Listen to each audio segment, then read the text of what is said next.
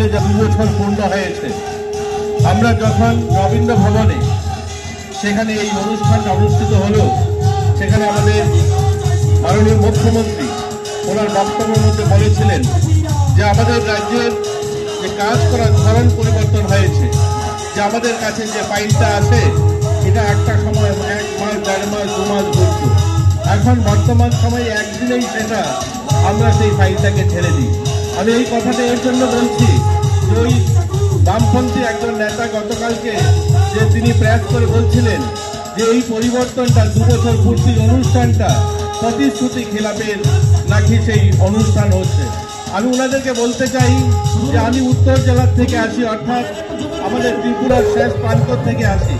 একটা সময় আমরা যারা উত্তর জেলা বা ঊনকোটি জেলার মানুষ আগরতলায় আসতাম, আমাদের আসতে এখানে প্রায় 7 ঘন্টা সময় লাগতো। আজ আমরা 2.5 ঘন্টায় আগরতলা আসি ধর্মনগর থেকে বা কৈলাসহর থেকে। এটা পরিবর্তন হয়েছে। এই 7 বছরে পরিবর্তন আমরা দেখি যে এই 7 বছরের মাথায় আমরা 2.5 ঘন্টায় চলে আসি। আমাদের ধর্মনগর রেল ছিল 1963-তে, ওই রেলটা 25 বছর সময় লেগেছে কংগ্রেস এবং সিপিএম এর যে সরকার কেন্দ্রে ছিল বা এই রাজ্যে যারা সরকার পরিচালনা করতেন তাদের প্রয়াসে 30 কিলোমিটার রাস্তা আসতে 25 বছর সময় লেগেছে 1989 কুমারঘাটে সেই রেল পৌঁছায়। অথচ ভারতীয় জনতা পার্টি সরকার কেন্দ্রে প্রতিষ্ঠিত হওয়ার পর এবং এই রাজ্যে সরকার আসার পর ভারতীয় জনতা পার্টির আজ সাবরুম পর্যন্ত মানুষ আজ আগরতলা হয়ে ভারতবর্ষের বিভিন্ন প্রান্তে যেতে পারেন, তার জন্য কোনো আন্দোলন কোনো লড়াই নেই। আমরা দেখেছি কমিউনিস্টের নেতারা যখন এই বড় ভাষণ দিতেন, কোনো মঞ্চ সাজাতেন, সেখানে একটাই স্লোগান দিতেন, মেহনতি মজদুর মানুষ এক হোক। আমি ওই কমিউনিস্ট নেতাদের জিজ্ঞাসা করতে চাই, কোন মেহনতি মজদুর মানুষের লড়াইয়ের কথা তোমরা বলতে? 25 বছর লাগাতার ক্ষমতায় ছিলে।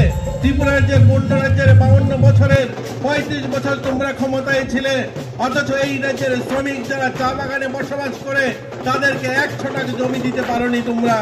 এর জন্য আপনারা এখানে যারা উপস্থিত আছেন কেউ বলতে পারবেন একজন চা শ্রমিক পরিবার থেকে কেউ বিডিও হয়েছে, কেউ এসপি হয়েছে? হয়নি, কারণ তারা পড়াশোনার অধিকার পায়নি, তাদের ভূমিকার অধিকার ছিল না, তারা পড়াশোনা করতে পারেনি। অথচ ভারতীয় জনতা পার্টি সরকারের মাত্র এই 7 বছরের মাথায় আমরা ওই চা শ্রমিক পরিবারের 3000-এরও বেশি পরিবারকে জমির পাট্টা দিয়েছি। আমরা ওই জমির পাট্টা পাওয়ার পাশাপাশি তারা প্রধানমন্ত্রী আবাস পেয়েছে, আজ তারা শৌচালয় তাদের বাড়িতে নির্মাণ হয়েছে, ইলেকট্রিসিটির কানেকশন লেগেছে। আজ ওই গরিব মানুষগুলো যারা দীর্ঘ বছর শোষিত ছিল তারাও আজ সম্মানের সঙ্গে বাঁচার অধিকার পেয়েছে। আমরা তাদেরকে কমিউনিস্ট নেতাদেরকে জিজ্ঞাসা করতে চাই, তাদের ওই 35 বছরে এই যে মহিলাদের জন্য ওয়ার্কিং ওমেন হোস্টেল, একটা ওমেন হোস্টেল আপনারা জানেন এখানে যেটা আমাদের টিআরটিসির সামনে, আজ আমাদের সরকারের আজ 7 বছরের মাথায় আমরা 10খানা ওয়ার্কিং ওমেন হোস্টেল নির্মাণ করছি।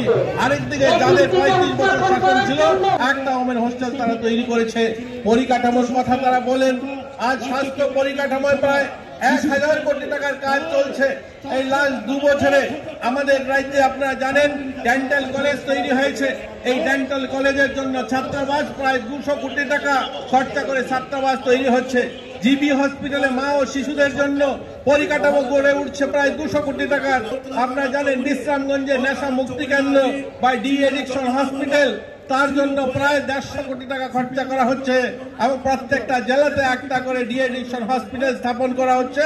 আমি যদি দেখি প্রায় 1000 কোটি টাকা শুধু স্বাস্থ্য পরিকাঠামো উন্নয়নের জন্য সরকার খরচা করছে। তারা ডেভেলপমেন্ট দেখছে না। আজ আমরা আমাদের রাজ্যের পরিকাঠামো রাস্তার কথা আমার আগের বক্তা তিনি বলেছেন যে আমাদের রাজ্যে 6টা ন্যাশনাল হাইওয়ে প্রায় 408 কিলোমিটার রাস্তা কমপ্লিট হয়েছে। এছাড়াও 1000 কিলোমিটার রাস্তার কাজ চারিদিকে চলছে।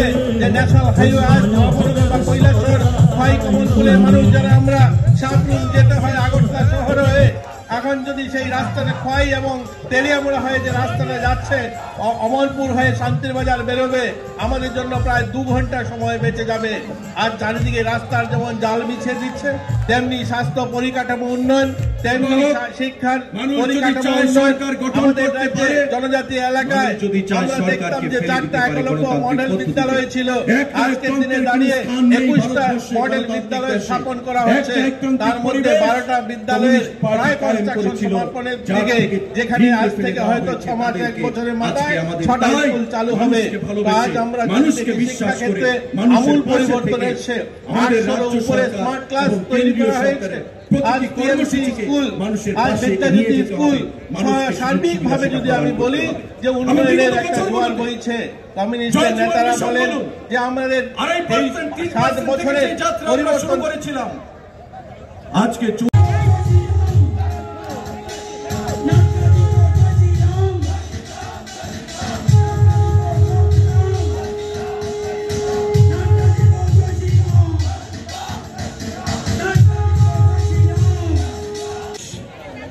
সংবর্ধনা জ্ঞাপন করবেন।